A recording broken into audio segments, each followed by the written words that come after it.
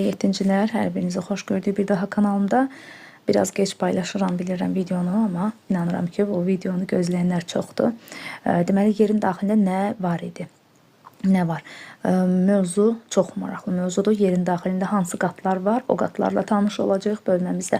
Deməli, 3 əsas təbəqə var. Yer qabığı, mantia və nüvə. Bunların hamısını şəkildə görə bilirik. Qısa formada izah etməyə çalışacağım. Yer qabığı, mantia və nüvə. Bunlardan ən qalını nüvədir. Daha sonra mantia və yer qabığı. Ən isti temperatur da yenə həmçinin nüvədədir uşaqlar. 6000 dərəcədən yüksəkdir. Bu da günəşin səthindəki temperatura bərabərdir. Təxmini səthindəki mərkəzindən söhbət getmir. Mantiyada da temperatur yüksək 2900 dərəcədir, amma yer qabığında artıq bu temperaturu deyə bilmərik. Nüvə mərkəzdədir, ən yüksək sıxlığa malikdir. Ümumiyyətlə daxilə doğru getdikcə temperatur da təzyiq də qalxır. Yerin daxilinə doğru getdikcə bunları unutmamalıyıq ki, həm temperatur, həm təzyiq, həm sıxlıq artır. İndi onunla bağlı